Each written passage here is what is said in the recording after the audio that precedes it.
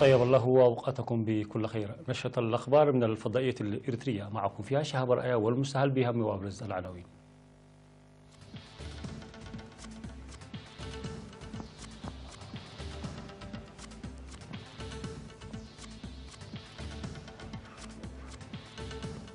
فخامة الرئيس يلتقي بالوزير الدولي الألماني للتعاون الاقتصادي. نجاح أكثر من 50% من الطلاب الجالسين لامتحان الشهادة المتوسطة.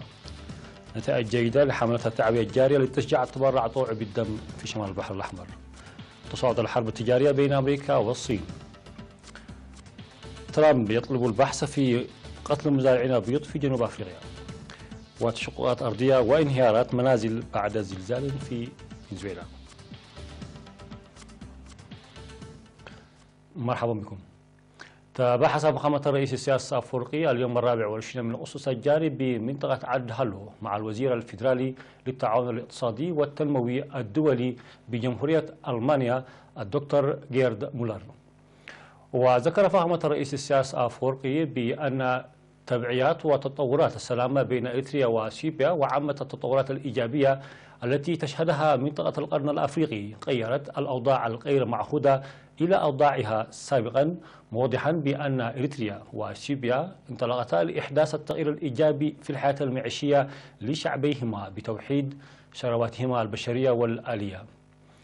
من جانبه قال الوزير الفيدرالي للتعاون الاقتصادي والتنموي الدولي بجمهورية ألمانيا الدكتور جيرد مولر إن الهدف من زيارته إلى إريتريا هو للتعبير عن تهنئته بمناسبة الصلح وتطبيع العلاقات بين إريتريا وإثيوبيا، معبرا عن أمنياته الكبيرة بأن تفتح الأوضاع الراهنة بابا لتعاون وتطور هذه المنطقة. وأكد الوزير جيرد مولر جاهزية الجمهورية الألمانية للدفع قدما بالأوضاع الراهنة في المنطقة. وقد التقى الوزير جيرد مولر الذي دخل البلاد في 16 من أغسطس الجاري مع معالي وزير الشؤون الخارجية السيد عثمان صالح، وتباحثا معا حول تعزيز العلاقات الثنائية بين البلدين والقضايا الإقليمية ذات الاهتمام المشترك. وعلم بأن الوزير جيرد مولر الذي اختتم زيارته إلى إريتريا صباح اليوم سوف يقوم بزيارات مماثلة إلى أثيوبيا وغيرها من دول المنطقة. الجدير بالذكر بأن الوزير الفيدرالي للتعاون الاقتصادي والتنموي الدولي بجمهورية ألمانيا الدكتور جيرد مولر قد قام بزيارة مماثلة إريتريا في العام 2015.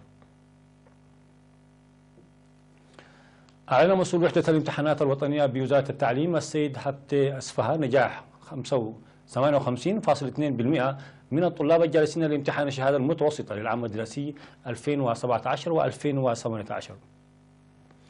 وذكر السيد هبتي بأن 52.669 طالب منهم 49.7% من الإناث شاركوا هذا العام في امتحان الشهادة الوطنية المتوسطة من 396 مدرسة، مما يبرز ارتفاع نسبة الطلاب مقارنة بالعام الماضي ب10%، فيما زادت نسبة النجاح مقارنة بنفس العام بنسبة 6.3%.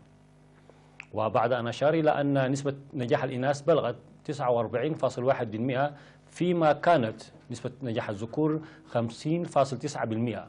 أوضح بأن الطلاب الذين أحرزوا أكثر من 90% بلغ عددهم 763، منهم 414، أي نسبة 54% من الإناث. وفي الختام أشار السيد هبتي أسفها بأن الطلاب الذين لم يحرزوا النقاط التي تؤهلهم للنجاح ويريدون التأكد من نتائجهم عليهم تقديم شكواهم لمدارسهم باعتبار أن ذلك جزءا لا يتجزأ من حقوقهم المشروعة. في إطار المساعي والحملات التعبوية الجارية لتنمية بنك الدم، أوضح بأن الحملات الجارية في مديرية أفعبت لتنمية بنك الدم بتشجيع المتبرعين الطوعيين للدم حققت نتائج عالية. ووفق المعلومات التي أدلى بها أعضاء مستشفى أفعبت، ومع ارتفاع وعي المجتمع بأهمية التبرع بالدم من فترة لأخرى، تبرع أكثر من 300 مواطن بالدم طوعية، مما ساهم ذلك في تشجيع الآخرين على اتخاذ نفس المبادرة. وأفاد المتبرعون بأن التبرع بالدم إضافة إلى دوره البارز في إنقاذ الحياة يساعد المتبرعين للتعرف على أوضاعهم الصحية، مما يتوجب تنظيم حملات تعبئة مكثفة ومستمرة لترسيخ هذا الفهم. في غضون ذلك تبرع المعلمين والطلاب بمركز بوليتيك للتدريب المهني، إضافة إلى الآباء والشركاء في 17 من أغسطس الجاري ب70 وحدة دم. الجدير بالذكر بأن معلمي وطلاب هذا المركز تبرعوا بداية من العام 2015 وحتى العام 2017 بحوالي 130 وحدة دم. أجرى سكان 18 من قرى مديرية صالونة في 20 من أغسطس الجاري لقاءات تركزت حول الإدارة والإصحاح البيئي، ويختار المجتمعون منطقة لوغو ساردا لتكون مركز إدارة كافة القرى فيها باعتبارها أقرب لكل القرى، كما اتفقوا على تسيير الأنشطة النفيرية والتنموية الأهلية بشكل جماعي ومشترك، بالإضافة لبحثهم بتوسع فيما يتعلق بإدارة الأراضي وكيفية الاستفادة من العلف وحراسة الأشجار. وقال مدير مديرية صالونة السيد إيوب تسفاتيون إن مبادرة التجمع التي اتخذها سكان تلك المناطق تساعد في إنجاح الأنشطة الإدارية، داعيا إياهم للعمل الدؤوب لإنجاح البرامج التي تضعها لجان القرى بالتعاون مع مدراء الضواحي. والقرى المجتمعة في ضاحية واحدة هي ساردا، لاسات، عيبتا، مرارة، سكوم، أنفعونا، قؤمني، ولشو، أرازن، دبار، مايجانا، عد حبت، عند أفجوما، وعنا مزداد ومزداد فارس، بعد ماي عقام، كودو ويبا وعنا نازو. نظمت في طريق منطقة دعروتاي بمديرية حقات أنشطة نفيرية لإزالة الأشجار المنتشرة على أطراف الطريق والتي كانت تعيق حركة المرور، وكان الهدف من تسيير الأنشطة النفيرية بالتعاون بين أعضاء الشرطة والسكان للتخلص من أشجار المسكيت التي كانت تهدد حركة المرور. وأوضح قائد مركز الشرطة في مديرية حقات الملازم زايد تسفازجي أهمية النفير، داعيا قيادي المركبات للسير بهدوء في منطقة دعروتاي التي تكسر فيها الطرق المتعرجة والجسور وأشجار المسكيت. وفي غضون ذلك قرص الشباب الموظفون في المؤسسات الحكومية بالتعاون مع السكان في مدينة حقات قرصوا أكثر من 80,000 شتلة، وعلم بوضع برنامج لقرص شتلة على الأقل في كل منزل.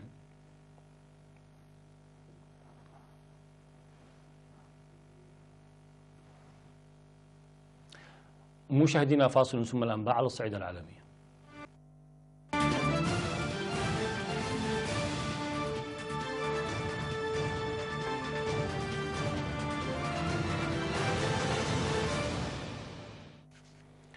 وعلى الصعيد العالمي، صعدت الولايات المتحدة والصين حربهما التجارية المريرة عبر تطبيق رسوم جمركية عقابية نسبتها 25% على سلع قيمتها 16 مليار دولار من كل دولة على الأخرى، حتى في الوقت الذي استأنف فيه مسؤولون متوسطو المستوى من الجانبين محادثات في واشنطن.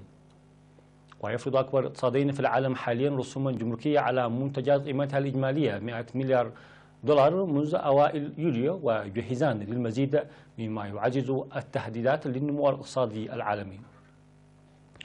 وقالت وزارة التجارة الصينية إن واشنطن تظل متعنتة بتطبيقها الرسوم الجمركية الأحدث والتي دخلت حيز النفاذ من قبل الجانبين كما كان مقررا.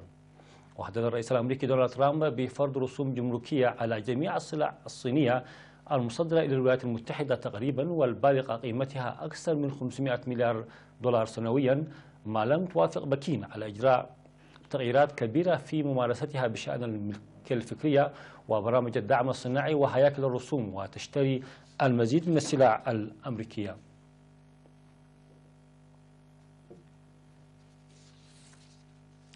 قال الرئيس الأمريكي دونالد ترامب إنه طلب من وزير خارجيته مايك بومبيو دراسة مصادرة أراضي ومزارع وقتل مزارعين في جنوب أفريقيا التي سارعت إلى اتهام ترامب بإثارة الانقسامات العرقية فيها. وأجج تصريحات ترامب الجدل المحتدم بالفعل بشأن الأراضي في جنوب أفريقيا التي لا تزال تعاني انقساما عرقيا بعد نحو ربع قرن من وصول الزعيم التاريخي نيلسون مانديلا إلى السلطة وإنهاء سياسة الفصل العنصري. وذكرت المتحدثة باسم رئيس جنوب أفريقيا سيريل رامابوسا أن وزارة الخارجية في جنوب أفريقيا ستطلب توضيحا لتصريحات ترامب من السفارة الأمريكية في بريطانيا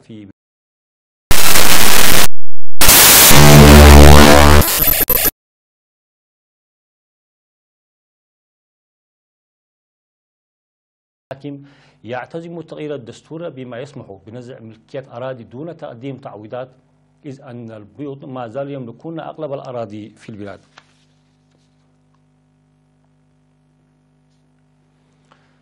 تسبب زلزال فنزويلا في حدوث تشققات أرضية وانهيارات منازل، وذلك بعد زلزال بلغت قوته 7 درجات.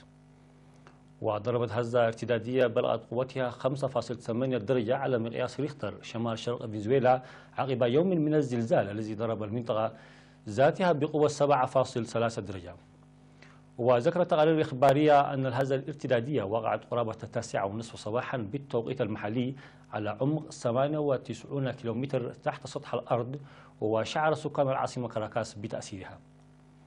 يشار إلى أن الزلزال الذي ضرب البلاد على عمق 123 كيلومترا يعد الأكبر الذي يضرب البلاد منذ عام 1900، حيث تسبب في أضرار مادية محدودة قرب مركز الزلزال، إلا أنه لم يسفر عن وقوع ضحايا.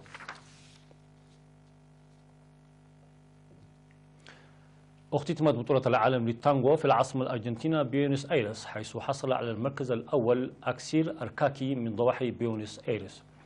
وشارك في المهرجان الذي يقام على هامش بطولة العالم للتانغو أكثر من 700 زوج من 43 دولة، إذ تنافس 590 زوجا طوال الأسبوع الجاري في مركز يوسينا ديل أرتي، وذلك من أجل التأهل إلى الدور النصف النهائي. وتجري المنافسات في فئتين هما التانغو الصالون والتقليدي الذي يعد الأكثر شعبية في الأرجنتين، والتانغو الاستعراضي الذي يشتمل على مشاهد من الرقص التمثيلي مع الاعتماد على الإبهار في الملابس والزينة والمهارات والحركات الأكروباتية. وقد برزت رقصة التانغو في تسعينات القرن ال19 على ضفاف نهر لا بلاتا الذي يشكل حدودا طبيعية بين الأرجنتين والأوروغواي، ومن هناك انتشرت إلى بقية أنحاء العالم، وأدرجت في العام 2009 على قائمة منظمة الأمم المتحدة للتربية والعلوم والثقافة واليونسكو. نهاية النشرة، شكرا لكم على حسن المتابعة.